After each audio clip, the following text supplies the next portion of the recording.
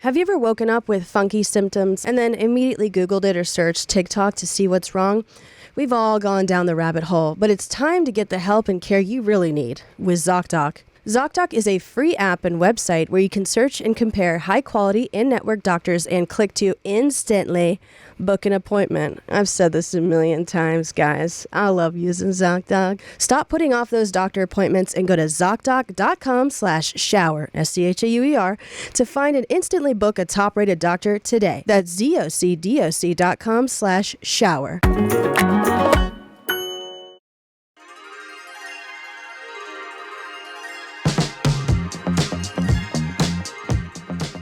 Well, hi guys, this is Shower Thoughts with Sarah Schauer. This week's episode is a continuation of last week. I got into the nitty-gritty of discuss, but this is the exaltation of labor broken down. It's the exaltation of good, clean, honest work. So we will be breaking apart capitalism in hopefully, a manageable. It's breaking apart capitalism is just like such a huge topic. So there will be stuff that I don't cover, but I attempt to touch all of the bases. So please stay with me and also watch the previous episode. But with shower thoughts, before we get into the nitty gritty, before we start exfoliating, we like to, wind down, kind of just relax, take off the burdens of the week, which is, clothing or stress or, kind of the emotions, just shake them off at the door. So the essence of any shower is, getting down to, your skin. Speaking of skin, actually, this is incredibly, I did bump the mic. This is incredibly stressful. Actually, I'll get to that in a second. We're in a new studio today, so if you see my entire body, that I forgot to dress up. So I do look a little bit disheveled, but, it actually will kind of incorporate into my point about good, clean, respectable, honest labor. Looks are deceiving, and I am ready to work, in a way that serves all of us. But yeah, so something interesting that happened to me this week was quite disturbing. I don't know if I'm a victim. So as you all know, I do smoke from time to time, and I do always have stories. And this is actually maybe objectively disgusting, but I went to go smoke outside in the alley, because I always do when I do, and there's this street light and this little dip alongside the alley, and I just like to smoke under the light in the dip to get out of the way of cars, because cars just rush through. They don't really care or check if there's people there. And so I was smoking in the streetlight, under the streetlight, and I heard some grunting, and I looked up and I saw two people doing it on a balcony, and they saw me, and I was under the streetlight like that guy from SpongeBob, the menace, and I felt like a total and complete utter creep. And I now realize in hindsight, they were the people doing the illegal thing in public. But it was just so jarring. I'm not a prude, and I can appreciate nudity in all forms, but seeing it outside when you're not expecting to see it and just, it's confronting. And initially I was absolutely disturbed, but now that some time has passed, I am more just kind of annoyed that. And also, yeah, it was disgusting, I guess. But it's just because I didn't want to see that. Now I understand, public decency laws. I mean, I did before, but now, experience is the best teacher. So I'm like, okay, yes, this makes sense why we should not be doing that in public, But hopefully your guys' week went a little bit better. I did also, I told you guys last episode I went to a perfume making class, which was so much fun, made some friends in it, and I've just been reading. I now have a new favorite book, which I will mention in this podcast episode. Okay, I have two favorite books, already. One is What My Bones Know by Stephanie Fu, and it's a great book on complex PTSD. Very triggering, but so good. If you like The Body Keeps the Score, this one goes above and beyond that. And then my second favorite book I mentioned a couple episodes ago, which is Mathematics for Human Flourishing by Frances Su. This favorite book, I am not even done with it, but already it's Proust Was a Neuroscientist by Jonah Lehrer.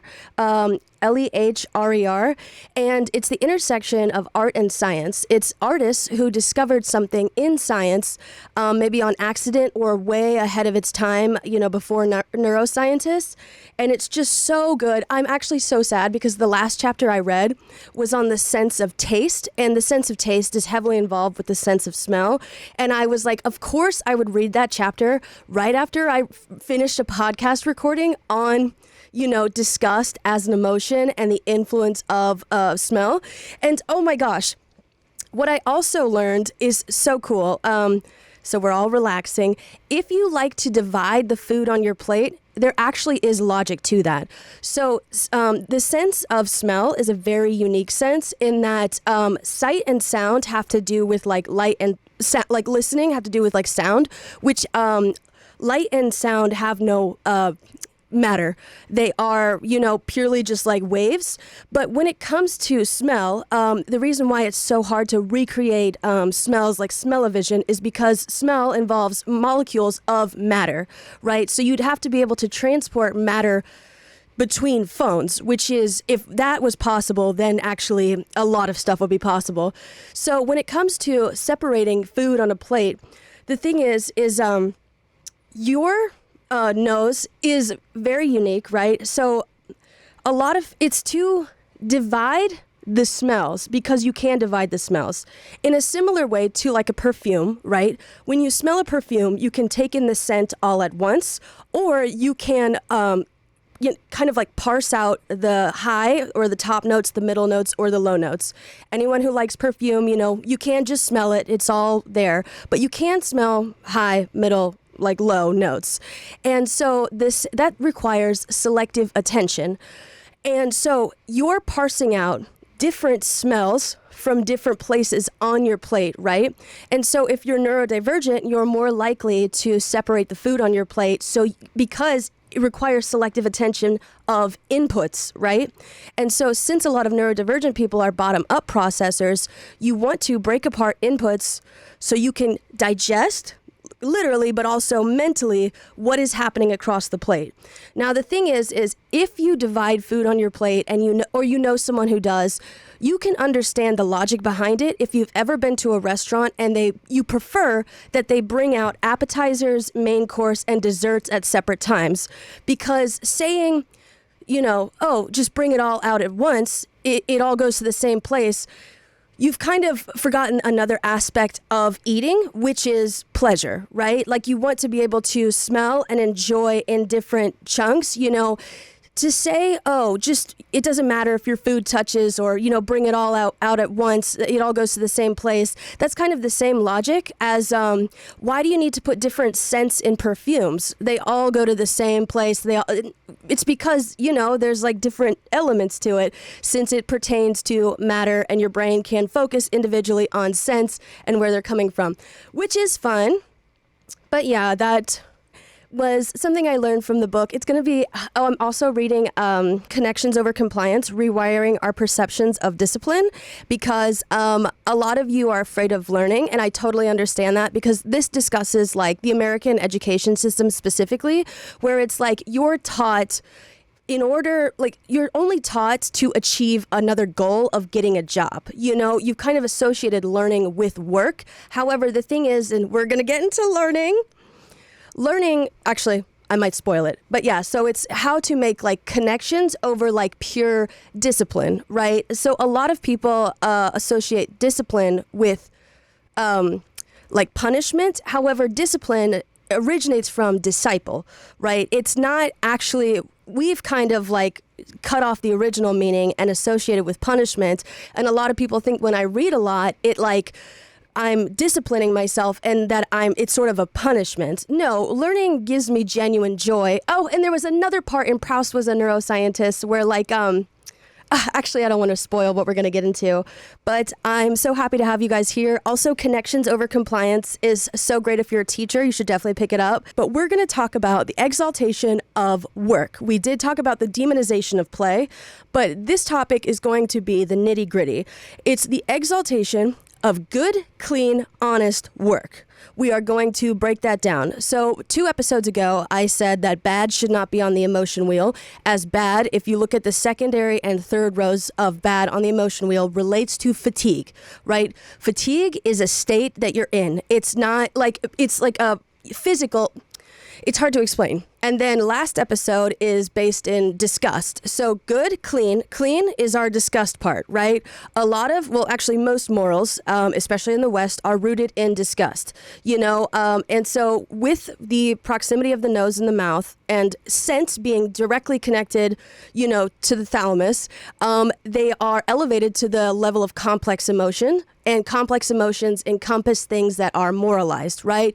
They're social emotions like pride, envy, guilt, you know, all those social emotions involve others. And so disgust does not belong as a basic emotion on the emotion wheel. I did also say that it branches off into visceral disgust. Visceral disgust makes sense from an evolutionary, like you ate something and that it tastes foul or rotten and you don't want to get sick. Yes. And so then good, clean, honest work. We are going to get into honesty. Honesty doesn't need as much of a breakdown because, I mean, we know lying. We are going to talk about cognitive dissonance and distortions. I keep bumping this mic. Also, guys, I'm trying to get my bearings in here. I am so excited to talk about this and break into it. I do have a couple books today. This list of resources, please check the bio when this is done. It's going to be about 20. And the books that I have here today is Proust was a Neuroscientist, Connections Over Compliance, Freedom is a Constant Struggle, and Disability Pride. Because if we're going to be talking about labor, we obviously have to talk about Black people, people of color, and disabled people. Also, something that's been happening to me lately, which I actually do now understand the neuroscience of, is when I get really excited when I read, I've been throwing up. And, you know, dopamine, head rush. And then there's serotonin receptors in the stomach. And then, so it makes sense. I am just going to take, I think it's Zofran when I read now. And I think I discussed this last episode. The exaltation of good, honest work. Now, I will be reading definitions because in what I'm about to say, words truly do matter. You think that you know what something is generally, but I'd like to talk about the nitty-gritty. So exaltation, a feeling or state of extreme happiness or the action of evaluating someone in rank, power, or character. Rank, power, character, right? So like hierarchy, power, and then physical and personal mental attributes. So this sets us up for capitalism and who thrives under capitalism.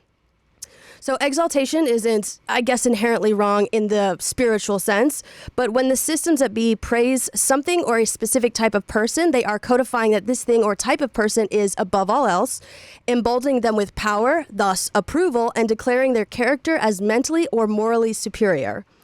And now this creates a clear divide between good and evil. And I think good and evil is a misleading dichotomy because I would say that the opposite of good is bad. Like it makes it like good being contrasted with evil. That seems so extreme. Like you're either good or you're evil. That's already quite polarizing. But I do want to talk about the stages of moral development. Now, morality is what you believe is right or wrong. So the general stages of moral development, you first start off, pre-conventional, ages 3 to 7. It's avoiding punishment and self-interest. Now, a lot of parents who have children with more antisocial tendencies, they quickly realize that punishment is not incentivizing. Children with antisocial tendencies react or respond more to reward. So therein lies the rub for one aspect of that. Then you get to conventional morality, 8 to 13 years of age, moral reasoning based on external ethics. So you have first the good boy attitude. Oh, you're a good kid. You're doing good things. This is ages 8 to 13.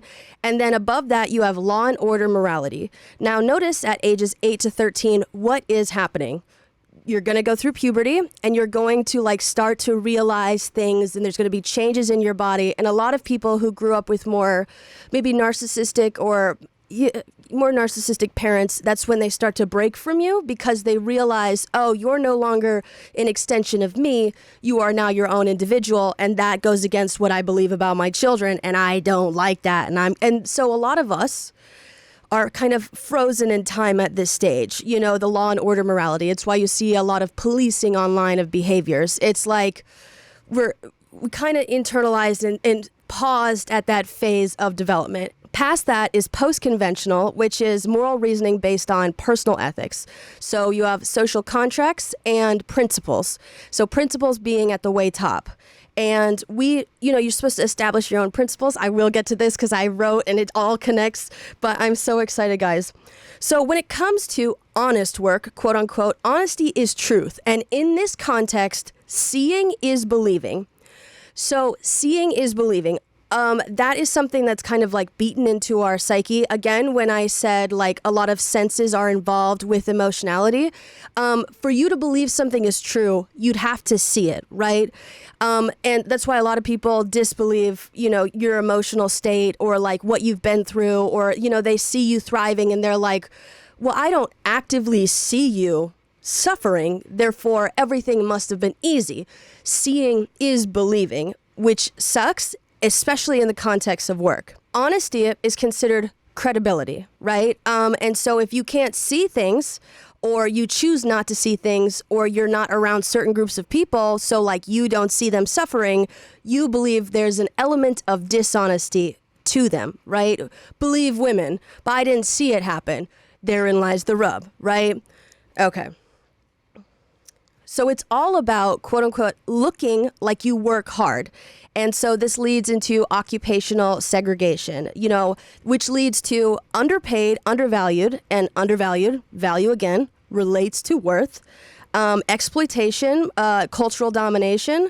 So women's work is undervalued and it's costing us billions accordingly. So I'm going to go through the bullet points of this list because there is quite a lot to this, but all of this research will be linked below.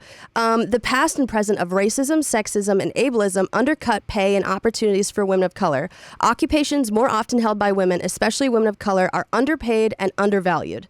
Okay, and so underpaid, and undervalued, both of those relate to worth. And if you feel like you work hard, but you're not paid accordingly for that worth, that may start to affect your self-worth, your self-esteem, your self-respect, and thus how others perceive your worth, your self-concept, your self-respect, like your respect for you, and they will decrease it. So capitalism reinforces racism, sexism, and ableism. Women, and especially women of color, are pushed out of higher paid occupations or discouraged from entering them in the first place. Now, I am not a woman of color, but I did work in advertising for a bit. I guess I am a woman. We were undecided here. I don't know. With the autism, it's all up in the air. But TBD. But I remember, actually, before I worked in advertising, I was a social media manager for this plastic surgeon. And we were all called into this office to review this advertising material that this plastic surgeon wanted to run on their social media accounts. I am the only woman in this room, right? And so what happens in the video is it's a manatee swimming in a pool. Right? And the manatee gets out of the water and it turns into a very skinny, conventionally attractive woman. The screen goes black and it says the plastic surgeon's name. Every man in that office laughed and they were like, oh my God, yeah, you took her from a manatee to hot. And I was just so viscerally upset, disgusted, stomach pain and mental. Because this woman was much skinnier than me. So I was like, well, are you guys, would I need this? And then everyone in that room, including one person who also had a side gig as a pastor, was like, well, it would be encouraging for women because they would see like, oh, they're more manatee than woman. Absolutely dehumanizing. No man backed me up. No one, I did not want to be in that room after that. I was just so genuinely disgusted. And so I can only imagine, and I am reading it right now, for women of color, it is much, much worse. There's occupational segregation. It has high costs for women in our economy. A lot of women are starting to become like doctors or, engineers, getting into fields that are, traditionally male. And so they're actually, quote unquote, like feminizing those roles. And so feminizing a type of work actually devalues it. So it's capitalism thus reinforces itself. But this also extends into seeing people as tools. The common people, or people who are not cis, straight, white, able-bodied, rich men, are just seen as tools, similar to how our parents saw us as extensions of them. We are just something to be used to reinforce them. We are denied our humanity, right? And it gets progressively worse the more marginalized identities you have. You're dehumanized to a point where you truly view yourself as a tool. And people refer to women who have daddy issues or, any person with a disability as, quote, damaged goods. Damaged goods obviously is dehumanizing, but it reinforces this is a tool that is no longer useful, therefore we should throw it away. If you're not capable of having children, you're useless. If you're disabled, you're useless. Like we're all disposable in the eyes of capitalism and colonization. But yes.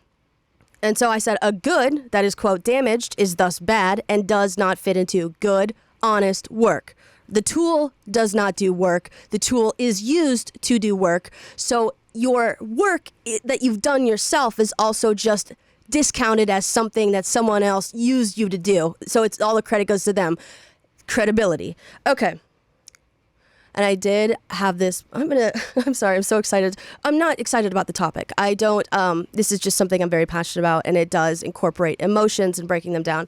I'm going to have some water. If I get too excited, I might throw up, which is objectively disgusting, and you all are allowed to tune out and never listen to me ever again. No. Please. Listen to her. Also, is this making sense? Am I speaking too much on my own podcast? Are you talking too much? No. Okay. You're talking great. No, it does make sense. I love that story from when you worked at the ad agency. It was awful. Also, yeah, it sounds awful.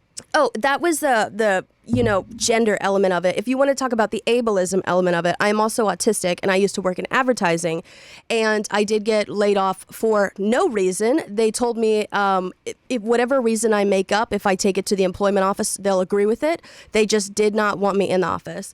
But something that my boss told me is, so I was supposed to work on a couple accounts, and I had my headphones on, and I was working at a table with all the other creative people.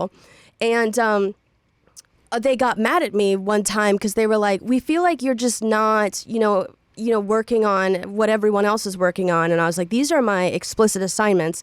And they're like, yeah, but at the table, we're all talking about and taking on these new projects. We would assume that you would listen in and ask to be a part. You assumed that I would eavesdrop on my superiors. None of my superiors would directly communicate to me that they needed something from me.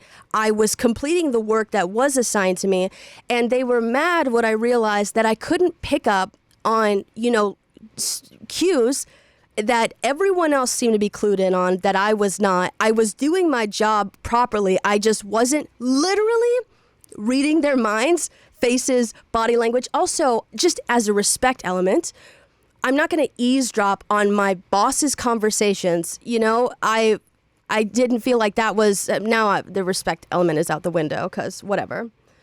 But yeah, there is disgust does factor into, seeing people as damaged goods, labeling them as less than. Most morals are rooted in disgust. And disgust connected to smell and taste, but taste is 90% smell. So when smell has more range. So in my theory, Dr. Lukes, check me on this. Disgust originates from the smell of people who worked hard, bad, right? They're poor. They couldn't afford to bathe. Maybe they had to live in cramped quarters. So the association with disgust and poor or hardworking is quite abundantly clear, There's also visual disgust, where, seeing someone who is different from you is labeled as, oh, they're other, other is bad, and so if someone has like a disability or I guess deformity or something like that, then that visually is repelling. They're like, I'm disgusted. And this is not me saying you are by no means disgusting at all. This is how society conditions us to think about people. And since smell is such a strong sense, smell is connected, like smell and memory are one, So like when you smell something, it is so unique that it creates a memory unto itself. And memories and, very strong sense connections, things that are repelling, it's just a whole bunch of like, exponentially greater like misunderstandings, not being around people, choosing not to experience certain cultures, certain foods, you don't like certain perfumes or all this stuff, and it's a mess. Have you ever woken up with funky symptoms like a swollen, itchy eye, really red legs, a headache that just won't go away and kind of extends down your back, and then immediately Googled it or searched TikTok to see what's wrong?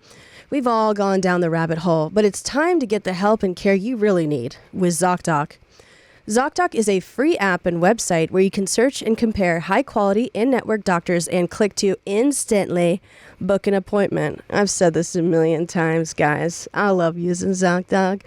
I talked to my primary care physician, who I found through ZocDoc, and I had been in denial that I have allergies, but, when adopting 9, I realized I may be allergic to cat hair, and so I started taking Zyrtec. My life turned around, all thanks to my doctor I found through ZocDoc. Stop putting off those doctor appointments and go to ZocDoc.com/Schauer, SCHAUER, to find and instantly book a top-rated doctor today. That's ZocDoc.com/Schauer, ZocDoc.com/Schauer. So we're at the part of the shower where we're getting in the nitty-gritty. You're like, it seems like we've been exfoliating for a very long time now, and that we have. But I do have a very, very long, encouraging wind down. So there will be moments, later when we can relax and apply lotion directly to the skin, or else it gets the hose again. That's from what movie? Silence of the Lambs. There's also Oppressive double binds, which I'm going to read this. Well, actually, I'm not going to. It's from the University of Chicago Press. Double binds are situations where one's options are limited and all the options involve punishment or censure. And so an oppressive double binds exist in virtue of oppression. So the author explains how these double binds are a product of and serve to reinforce oppressive structures. The central feature of double binds is that an agent's own prudential good is bound up with their ability to resist oppression. Double binds are choice situations where no matter what an agent does, they become a mechanism in their own oppression. A consequence in that double binds constrains an individual's agency while leaving various dimensions of their autonomy intact. So anyone who has an intersectional identity, that is, you are a person of color and maybe you're a lesbian or you're disabled and you're, where you have an intersecting identity, you are now in a double bind where if you try to further yourself in one regard, it may actually hurt you with your other community, and it's just a lose-lose situation. And if we'd like to get very literal with, what a bind restricts you in place. And that's what capitalism wants from us. That's what capitalism and colonization wants from every single marginalized group. When I talked about fatigue and feeling bad and hopelessness and helplessness, you are supposed to be disconnected from your body, locked into place where you literally can't move. And that also applies to mobility in, career or job, where to further yourself, you'd have to compromise some part of yourself, and now you're at odds with yourself because of the oppressive structures. Consider also how common it is for individuals to be criticized for failing to cooperate with oppressive norms at the expense of their own prudential interests. Junior faculty of color are criticized for doing too much service work, for using their time irresponsibly instead of focusing on their research. Women in corporate settings are chastised for not dressing in ways that that make them seem both attractive and non-threatening to their male coworkers. Black protesters are accused of undermining their cause when they protest in ways that are too disruptive or angry. So it's like you're trying to further your community's goal, but to further yourself in an oppressive system, you may have to cooperate in that oppressive system, because if we could all escape oppressive systems individually, the system itself would not exist. So you have to compromise some beliefs, and that internal conflict makes you feel bad and less credible. But you are doing the absolute best you can with the absolute dog shit systems that have set everyone up. And I do apologize. So I'm going to quickly speed run through types of devalued, disrespected, or unacknowledged labor. Now, this is not an extensive list. I did try to group it into categories, but like I said, seeing is believing, right? The reason why a lot of people want representation in media on TV is because you want to see yourself. You want to be represented. It's not that you don't believe that you don't exist. It's that you don't see, someone who looks like you just existing freely and just expressing themselves and moving throughout the world. And that takes a toll on you, but also other people don't see people who look like you. So you're literally not registering the experiences of others, but these are the types of devalued, disrespected, or unacknowledged labor. Work from home. Home is associated with women. Women's labor is largely invisible due to high-frequency tasks. Like I talked about in the first episode, when you maintain a constant image of the home, right? A lot of people are like, when men and women get divorced and then the man is like, he wakes up the next morning and there's still dishes in the sink or laundry on the, floor. He's like, where did this come from? The laundry fairy is supposed to do this in the night. You maintain such a constant image of the house that your work was actually invisible, and only did it become realized when you were gone, And it's also, so the work from home aspect, a lot of people is why a lot of men don't like working from home. It's impossible to look like you're doing work from home if you're physically not seen, and also housework is itself not labeled real work, as it remains largely unseen due to the constant image. Wives are often taken for granted, and I really want us to all get into what phrases and words mean. So, taken for granted means that something will remain constant in your life. You will always have that thing. Only privilege can kind of afford you, like over your wife, can make you think that, oh, she will constantly be mine. She is taken for granted. Her labor is invisible. I have her. She leaves. My whole world is shattered. Okay, son. Yes. There's also quote-unquote unskilled labor. Dirty work, usually performed by lower-income individuals. It requires manual labor that may literally get you dirty or cause perspiration, related to, my previous episode on disgust. Biggest example of that right now is farmers in Nebraska who voted for Trump and were shocked to see that their undocumented workforce, which they relied on and used as tools, had fled the state for their own safety. They voted against their own interests because they dehumanized these people to a point where they were like, I don't like seeing them, but I need them, right? It's like, you idiot. There's also, people who've ever worked at a grocery store. If you don't look like you're working, you could literally be at a cash register. And if you ask for a chair, they're like, no. If you're sitting, you're not working. That goes back to bad and fatigue, right? And now we don't see you working. You're bad. It's just layered. And then my last example was during the pandemic. Well, it's still ongoing, but at the height of COVID, right? A lot of people who worked at Starbucks, they would ask people to put on masks before they came into Starbucks. And the customers would literally say to these workers, but no one else is here. The worker did not even register as a human being. They were like, but I'm the only customer always right, customer power, decision maker, worker, not real person. That is how invisible at a certain point, quote unquote, unskilled labor becomes. There's also blue collar labor, manual labor. A lot of times, if you're a welder or a plumber or an electrician, your work is devalued in intellectual, quote unquote, like conversations. It's just like no one wants to defer to you, but they always need you. They always need you, don't they? Right? Like if you want to keep the power on, if you want to make sure your house does not burn down, if you want to make sure you can flush your toilet, but they're like, oh, these people are, since they didn't go to college, they're worth less than me, therefore I have more power. The division of white collar and then blue collar. There's also emotional labor, which is, emotions and mental health are labeled not real.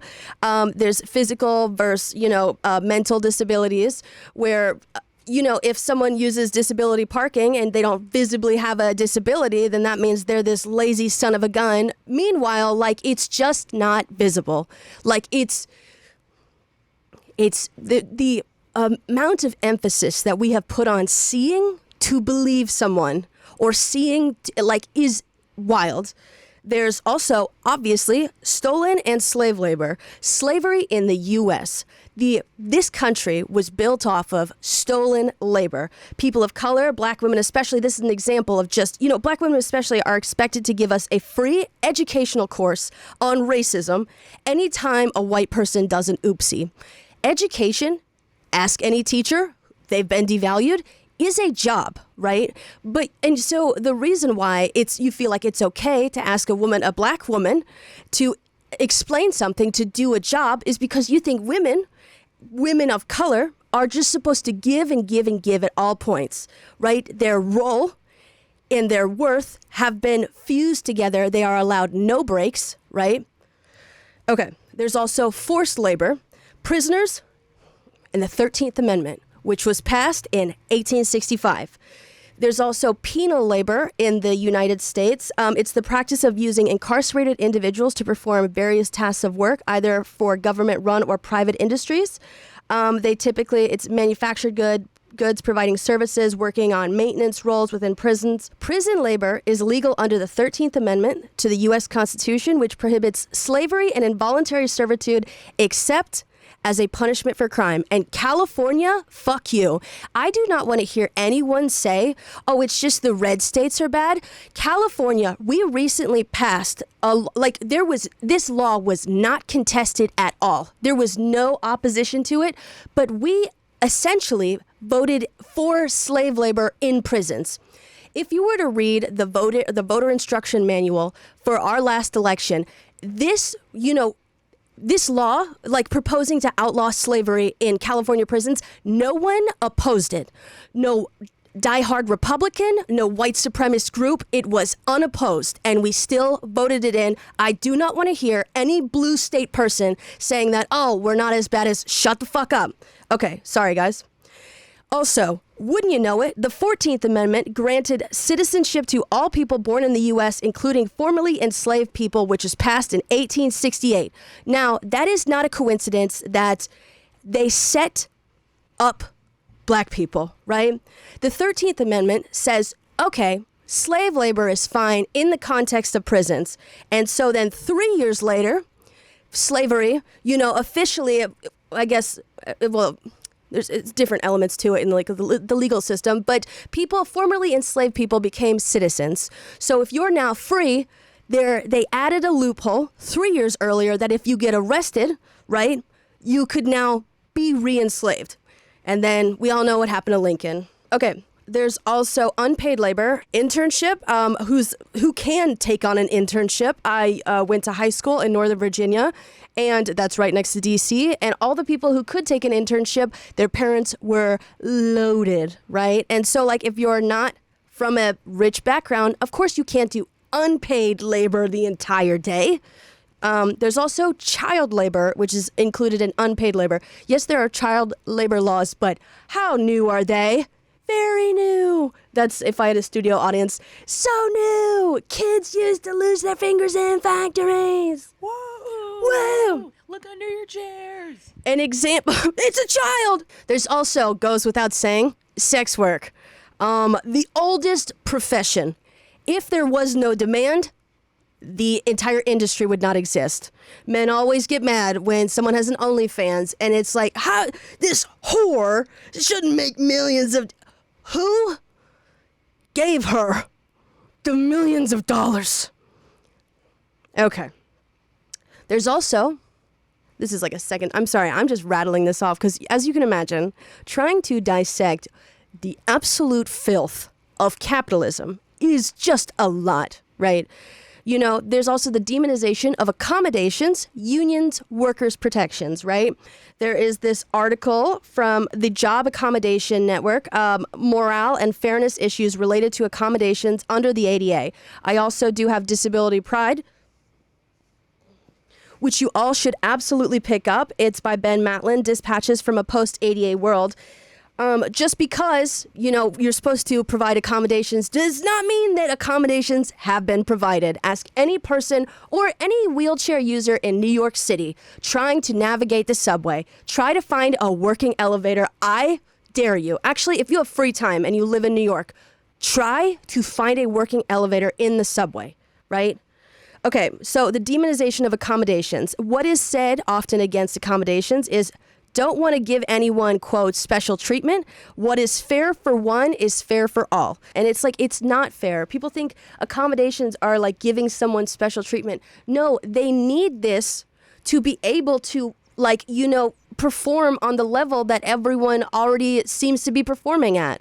You know, I talked about, maybe I talked about this on the BCC Club, but memory and spatial awareness happen in the hippocampus, right? So a lot of, if you want to give accommodations to people with ADHD or autism, right?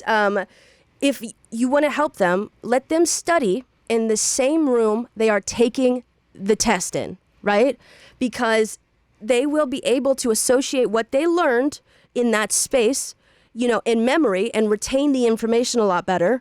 And so they'll be able to, you know, do the test and take it and feel, I wish I would have had this, you know, or just turn down the lights or, you know, extra time. It's like, is it so, it's, oh, I don't want to treat anyone special. Well, you actually have been treating someone like a burden. So treat the burden like they're special and then they'll feel like a normal human being. I'm not saying you're a burden. I'm saying I have felt like a burden my entire life. But yeah. There's also occupational hazards. You knew what you signed up for. Now, here's the rub. When your worth is tied to your work and your being is factored in, right? Like race, sex, ability. Those are qualities that you never learn. They are just, you know, an innate part of yourself. You are now supposed to be working constantly because you're the labor force. People of color, women, or disabled people assume that they can't work, you know? Oh, so like, even if a disabled person is at their job, you know, they're like, oh, this is, you're probably slowing everyone. It's like, oh my God, you know? Okay, but moms are moms 24/7, right? Dads babysit, dads take breaks.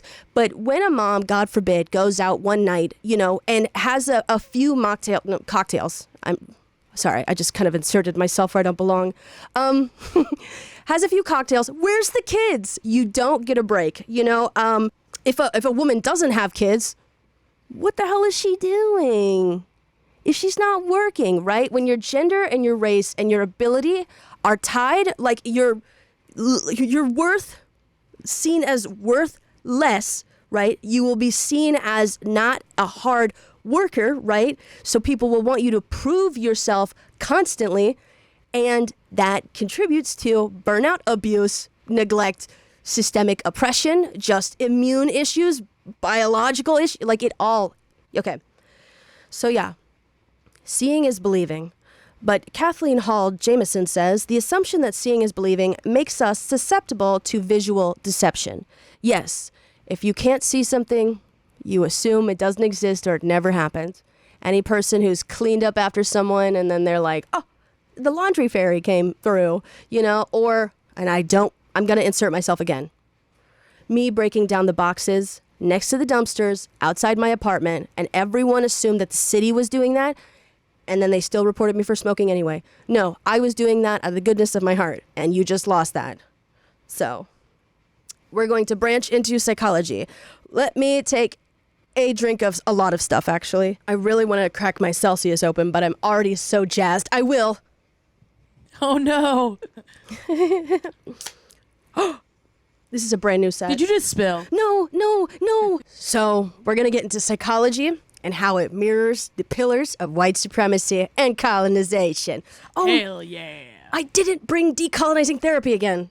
No. It's okay. Okay. So we're going to go into cognitive dissonance and cognitive distortion. So again, I'm going to do some definitions. So dissonance without cognitive in general is a lack of harmony among musical notes, a tension or clash resulting from a combination of two disharmonious or unsuitable actions, right? Okay, so there's some sound stimulus that does not match up with an action being performed. And so that's just, rhythm and stuff like that. And then if you want to talk about like a distortion, normally in like physics, I think a distortion happens when something goes through two different like air pockets where like one is colder and one is hotter, and so it may give the feeling of a mirage. It's just like particles moving through like heat and coldness. But cognitive dissonance occurs when a person holds two conflicting beliefs, thoughts, or behaviors, causing discomfort because of the inconsistency between them. Here's an example: a belief. Smoking cigarettes is unhealthy.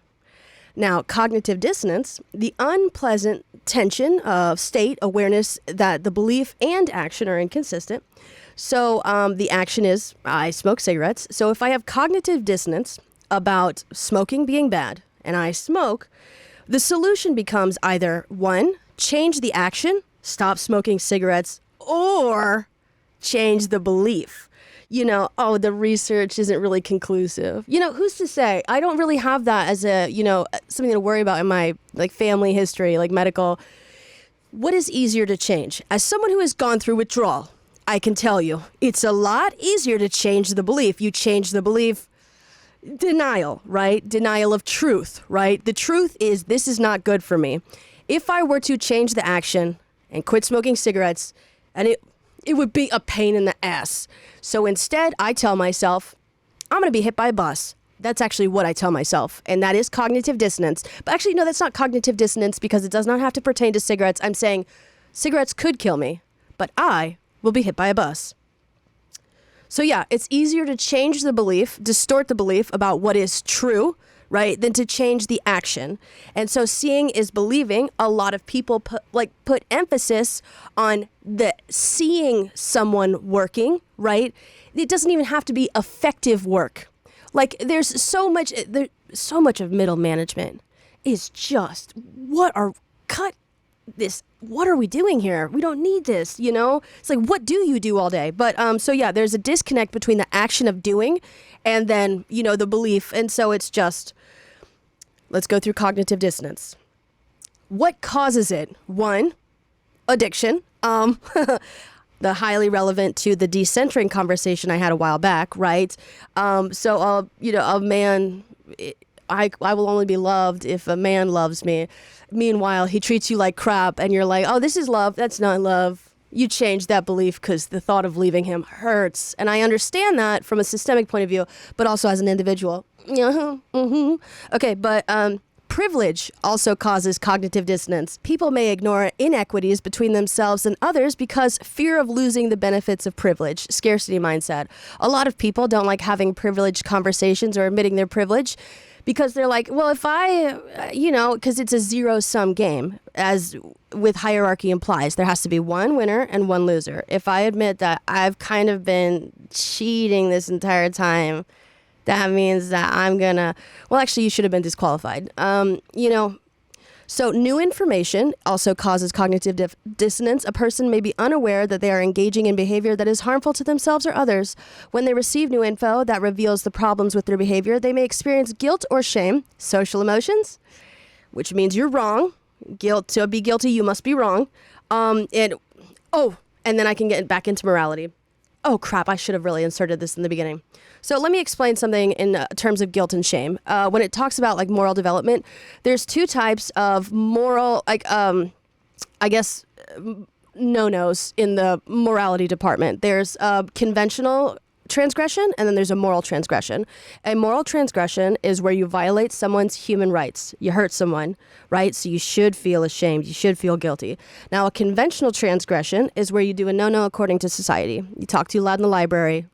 Dude, just do better. If you feel deeply ashamed for that one time that you talked too loud in the library, okay, let's all move on. Or it's like, if you speak over a man, conventional transgression. That's a no-no according to society because he has more privilege. Why would you do that? So yeah, release the guilt and shame you feel from conventional transgressions, because the thing is a judge is an appointed position. These people are not your parents, right? A man is not your, the ultimate authority in this situation. You are the judge for conventional transgressions. Just do better or not, according to yourself, whatever the principle you come up with is. Now, there's also decision making. Sometimes people are forced to choose between equally appealing or unappealing alternatives. These choices can leave a person feeling a strong sense of cognitive dissonance, extremely relevant to oppressive double bind. Okay? A lot of people feel like imposters at white collar jobs. If you're not a cis, white, straight male, then you're an imposter. No, the actual system and, they weren't built for you, right? Just because you're first doesn't mean you're best, right? If you're a women of color are so overqualified in almost every single educational arena. To feel like an imposter at like a corporate job doesn't make us like. Yes, I understand that it was not invented for women of color specifically, but you are objectively much more like qualified. You should be here, and so that's the difference. Like objective versus subjective are in conflict, but I totally understand those feelings are very real. There's also unrealistic expectations. I should have been able to do this right the first time, or I don't want to try if I'm not good at it. There's also fear of change can cause cognitive dissonance. The good old days, right? Make America great again.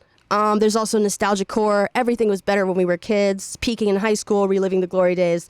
Cognitive dissonance. Also trauma. We often don't want to re-experience trauma to process it. So there may be some cognitive dissonance. And there's also righteousness and self-righteousness, which can cause cognitive dissonance.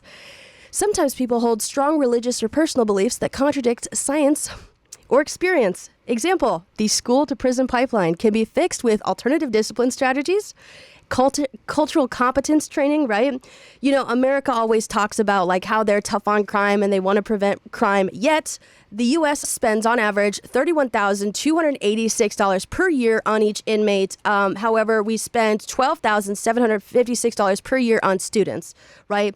It is, objective research has shown time and time again, if you just invest resources in students, right, and in communities, that you could effectively like just cut off the school to prison pipeline. But the reason why they don't want to do that is because it's free labor. The more imprisoned people you have, the more free labor you get. So why would they be incentivized? Oh, learning and education is supposed to be like, it's important for you. No, you want people to work or force them to work in the prison system. We don't actually care about reducing crime. We care about the free labor it provides. Firefighters. A lot of firefighters are people in prison. Yeah, street cleanup, cheap labor. It all relates back to colonization. America, Australia, Canada. You have to do with the French, but also us. America and Australia were established as the British as penal colonies. Convicts would be transported by private companies and sold by auction to plantation owners alongside, obviously, slavery of African Americans. And then the last option for cognitive dissonance, what causes it, is covering for actions. When a person makes a poor choice, tells an unplanned lie, or needs to protect their reputation is belief about character, right? And then in some other way, they may do things that contradict their own beliefs. Example, Republicans saying you give a shit about children, and that's why you protest outside Planned Parenthood, but you vote against giving children school lunches, right? You're covering for you're so uncomfortable with the truth of the world and then the things that you believe. There's just this total incongruence. It's asymmetrical. Now, this does immediately parallel The 15 characteristics of white supremacy culture. Perfectionism, right? A lot of people don't even want to try if they're not good at it, right? That's a pillar of white supremacy. The sense of urgency, rush, get it done quickly, fast, right? And if you can't do it quickly, say you have a disability or there's a lot more going on, like say your worth is tied to your work, then you won't be able to do things as quickly. Defensiveness, a lot of people listening to this, hey, it was my forefathers. It wasn't me. It's us, okay? Once we get over that hump, Jesus fucking Christ. Quantity over quality, worship of the written word, theory bros. There's only one right way to do something. Paternalism, it's where you're like just constantly looking over someone's shoulder. What's he doing there? I'm going to micromanage you. Either or thinking, like I said, you're either with me or you're against me. Like you're just, can we just be on the same team, dude? Power hoarding, right? Fear of open conflict that is seen, right? Why are protesters shutting down the freeway? If they just did it like the right way, I gotta get to work. Well, the thing is they're shutting down the freeway because you're kind of like being an asshole. And that stopping work is actually the whole point, right? Because this is a capitalist system. If you stop work, then you get everyone's attention. Individualism, yes, we're highly individualistic. I'm the only one. Main character syndrome is actually a pillar of white supremacy, so we really got to cut that shit out. Progress is bigger, more.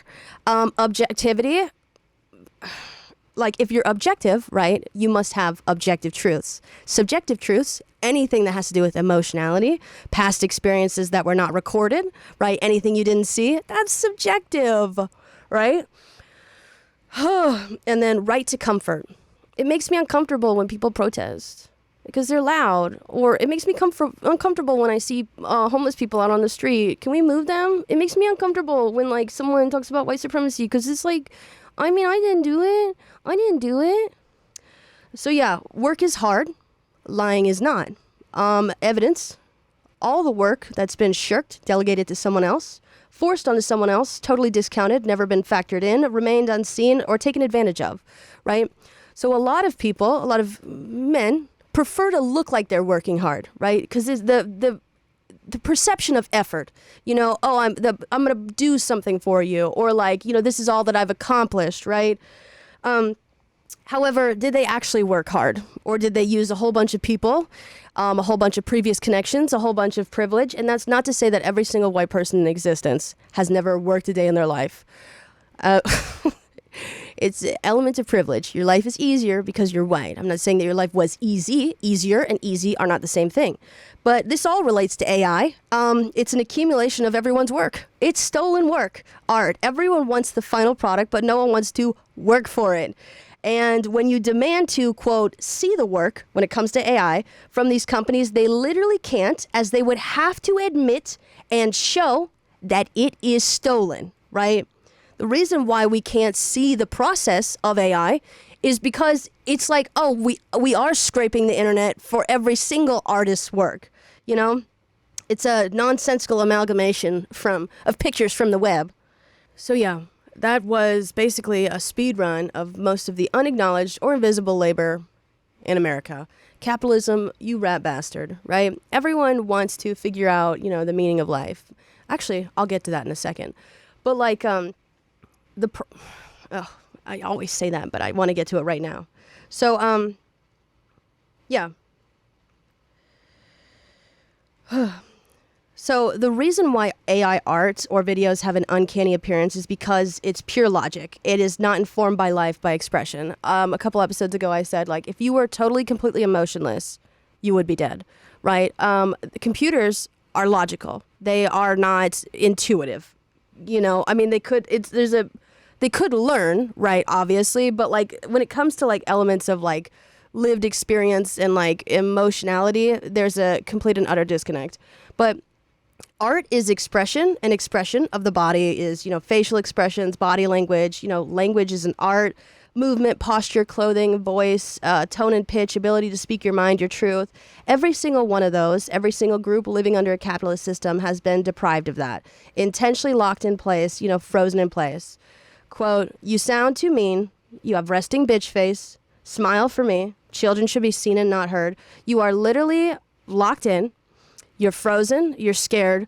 I totally understand if you're in survival mode. I talked about like the demonization of play, and you're like, well, I don't have time, or I understand that. Like, I'm saying that if you need to do whatever you need to do to survive, I'm saying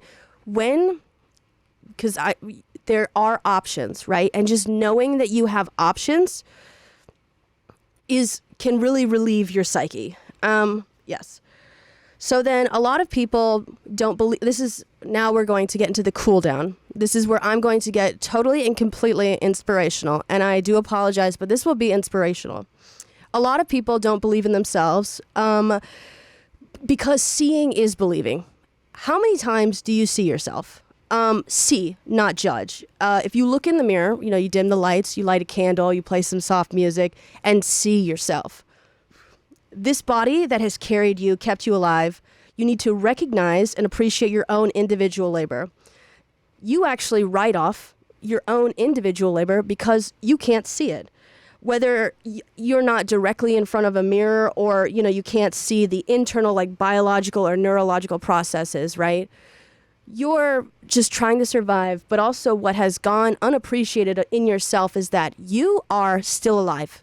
You are here in this moment. Your body has worked overtime every single day of your life, right? Have you actually stopped to look at yourself and thank yourself, see yourself, and acknowledge your own labor? I'm not talking about, go to work and, be an accountant. I'm saying your body has kept you alive. Have you acknowledged that? You have gone unappreciated for far too long. Your labor, your own body keeping you alive has been devalued and, unappreciated. The only way you can feel tired is if you're exhausted from doing work, whether your body is working overtime, whether you're working overtime at your job. If you're exhausted right now, right, that means you have done labor, or your body is doing labor, right? And so this is a sign that labor has happened. Have you validated that, right? I know that there's a lot of disconnect between emotions, sensations, and all this stuff. But are you tired, right? The only way that you could be tired is, you haven't rested. You've worked, So value that within yourself, Validate yourself, commend yourself, love yourself. Okay. Hate and love are types of care. They are not opposites. They are opposite to indifference, right? If you hate yourself, you first have to care about yourself, right? If people who are genuinely, truly indifferent, they're not watching this, they're not commenting, they're not this, they probably don't even know I exist, right? They don't give a shit, right? If you're commenting something that you hate about me, you first have to care. If you hate yourself, or if you love yourself, that means you first have to care about yourself. So if you've ever said, I hate myself, that is an admission that you give a fuck, okay? If you do not care about yourself, there is no way that you hate yourself. People who don't care are indifferent. If you've ever said, okay, yes, I was reading, Proust was a neuroscientist by Jonah Lehrer. He talks about neurogenesis. It's the process by which our brains are constantly making new neurons. We are quite literally giving birth to ourselves every single day, right? So what's the meaning of life? To make meaning. Not results, not outputs, not products, not things that can be consumed by others. The meaning is meaning itself, right? And meaning, hard to see, right? And so it's hard to believe in things you can't see. But meaning is still real. So the example was given by the artist that was talking about, I guess not technically neurogenesis, but was George Eliot, a woman. She said, as George Eliot anticipated, our freedom is built into us. At its most fundamental level, life is full of leeway, defined by its plasticity that defines every determinism. We are only chains of carbon, but we transcend our source. Evolution has given us the gift of infinite individuality. There is grandeur in this view of life. Now, if you were to talk about value versus worth, and I will have to use capitalist terminology, how do you assess something's value? A large element of it is its uniqueness, right? Like, how unique is this item? So we are so different individually than anyone else on a genetic level, a molecular level, like everything. Sure, we may be built from carbon, but we are so incredibly unique, right? Even if there's nothing special externally or special that you do, you are incredibly unique. And so by that alone, right, you have infinite value, and then that translates to worth, right? You are worthy because you exist. You have value because you're infinitely unique, okay? And so also another book that I have today is Angela Davis, Freedom is a Constant Struggle. Freedom is built into us, but it's also a constant struggle. It is a pursuit, right? It is meaning, right? It reveals itself only when we turn around and see it. Yeah. And so why I say all this is, the demonization of play and like the exaltation of work. George Eliot is a writer, an artist who discovered something in neuroscience before neuroscientists did. And neuroscientists brought the objective proof, right? Pillar of white supremacy. And I'm not saying that, don't trust scientists. Like, what's happening in your brain. But I'm saying like a subjective experience of an artist knew that there was something more to life and meaning and all this stuff, and was later validated with objective scientific evidence, right? So the objective is not, the proof is, the pudding sometimes is inside, but also external. I don't know how to, the proof is in the pudding was the thing I was trying to get at, but yeah. Also, the whole is greater than the sum of its parts. Now, value relates to like certain aspects of something. Worth is like more total, more all-encompassing, and worth is more philosophical. Value is like, appraisal process. But the whole is greater than the sum of its parts. It describes an emergent property. Emergent properties are characteristics that arise when parts of a system combine and are not evident being seen or noticeable in the individual parts, right? So if you were to chop yourself up and you're like, okay, so my liver is worth this, and then I can still probably keep, working for a certain amount of time. Like the emergent properties, the characteristics, the worth that you seek is not going to be evident in your individual things that are valuable, right? Emergent properties are also known as surprises. Surprise is a primary emotion, and it's very, very hard to come by without learning, without doing, without laboring on behalf of yourself. Okay? Surprise is a very simple emotion. It is also the hardest emotion to maintain a constant state of. Emotions are transient states. Happiness lasts a lot longer. Anger lasts a lot longer. Sadness. Surprise is an instant, right? Okay? So a lot of people are like, it's just, let me get into it. Okay. Surprise can also be a literary device, expression, a design technique, art, or a strategy in law. Like what is right, what is true, the truth. So in emergent property, if you want surprise, if you want to see the total value of your worth, it's going to be an instant of where you like realize your worth. But yeah, express yourself, invest in the art that is your life, and define yourself with explicit terms. Establish your own laws, principles, okay? Principles circles back to morality, right? To have principles, right, is the principle of something, is post-conventional, right? Which means you have defined what you do stand for, your characteristics, your traits, right?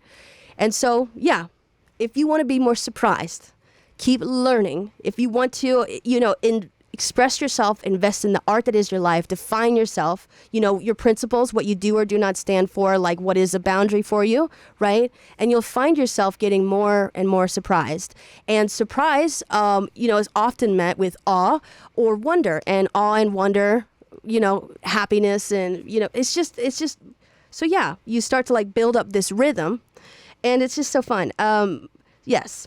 again, I say the whole is greater than the sum of its parts. And so the title of this episode is Good, Honest, and Labor. It's all valued in a capitalist system, but worth will always transcend. And worth is not defined by the social systems. It is defined by your mere existence. Your worth will never leave you. You are worthy because you exist, have existed, and will continue to exist. We've made Republicans out of ourselves. We see ourselves as tools only in terms of how we can be used. And if we get too old or we're disabled, we toss out our own worth. You know, a lot of people are like, oh, I'm burnt out, therefore I'm worthless. No, you are not a tool. You are not damaged goods. You are a human being, right? We are constantly giving birth to ourselves, yet we prioritize the potential of us, refusing to invest in the self that exists, the body that exists. Stop living in the past, show up for yourself, see the work you have done, appreciate the labor of love that has been your entire life, and then, this is just my personal opinion, attach it to your full name, okay? So parents often see children as extensions of themselves and are trying to control their futures. We see past versions of ourselves as extensions of ourselves and constantly try to go back to that. We have completely left ourselves neglected in the present moment. And the present moment is a moment, right? It's a blip, right? Much like surprise. When you live in the moment, right? When you're learning and growing and your worth is always with you, right? You've defined your own terms. You invested in your expression, in your art. You're living presently and you will surprise yourself, you know? And it's just, not only do we not literally see ourselves, but we also don't use our own names, you know? Okay, so why I say attach it to your name is because your name, if someone said Sarah Jane Schauer, the entire room goes quiet because that is a command, right? I answer to Sarah Jane Schauer, literally if someone said my full name, but also internally. If you were to ask me who commands this ship, it is Sarah Jane Schauer. It is both a command and the commander, right? Two things simultaneously. So we always ask, like, who are we? You know, who am I? And you may have even defined it, but you still feel like it's a little bit loose. And so what I strongly suggest is attaching it to your full name, right? Because it's like a contract, right? Principles, like why you abide by certain principles or like certain beliefs, right? If you were to attach your full name to that, that is saying, I, Sarah Jane Schauer, fully agree with, you know, accept these terms and conditions and I will live accordingly. And not only that, you wrote the shit, right? If you want to feel, you know, this command, right? Like you are the commander, sign, and now you have an obligation to yourself and the stuff that you wrote, okay? So, yeah, you have a duty to yourself, and if that duty was a contract, you know, you'd have to sign it to signify and, you know, validate it. You know, when you validate yourself, when you appreciate your own labor, when you're recognizing your innate worth, when you're living your life and expressing yourself in the most basic ways, always sign your full name, right? It also keeps you honest. Because now I, Sarah Jane Schauer, believe that gay people are worthy of life, liberty, and the pursuit of happiness at all times. So if I have said that to people, right, and I see some homophobia happening, Sarah Jane Schauer, did I hear you correctly about what you do or do not stand for? I'm going to stand up. And I'm going to get involved, right? And in a similar way, I'm going to get involved in my own life, right? If something is incongruent, my beliefs and my actions are incongruent, right? I am now lying to myself. I'm hurting myself. You know, I don't believe in myself. And so I have to, it's a method to make you prove yourself, right? Subjective and objective right now. Belief in yourself and yes. Okay. You're at the helm of this ship. You're the commander. You define who you are and what you believe in. I understand if you have to work to survive and, you know, but play to live, you know. When organization, the past, meets chaos, the future, that is the essence of life, the present. And the present is this moment, okay? Now, that is hopefully encouraging to all of you. I know that this episode is super long. I did want to set up with disgust. And I believe that all of you all have worth. You may feel worthless. You are never bad. You are never disgusting. Capitalism is a disease, right? And it's like, it feeds off of us. It's parasitic. It's not human, and it's weirdly made us feel unhuman. It's like, no, you are the tool, right? You are a system. Like, it's, yeah. But this has been Schauer Thoughts. Please watch my previous episode on disgust and then the previous episode on bad. I think bad and disgust Should not be primary emotions. Bad should be taken off completely, and disgust should be split into two, and then the moral aspect of disgust should be recategorized into shame, pride, and etc. so forth. But yeah, this has been Schauer Thoughts. Please let me know your comments and your feedback. All the resources will be linked in the bio below. Make sure to like and subscribe on YouTube. Rate me 5 stars on Apple Podcasts and Spotify. And yeah, just give yourself some grace. Grace, by definition, is unearned. Unearned, right? Oh yeah, cut yourself some slack, right? Well, crap, that's another great analogy I didn't get to. So I'm going to keep with grace. Grace, by definition, is unearned, right? You give yourself some grace. You don't need to earn it. Your worth, right? Grace is your birthright because you're always worthy of it. Okay, but yes. Thank you guys for listening to this. I'm so sorry it was so long. It's so hard to condense, autistic thought. But I will talk to you guys next week. Bye.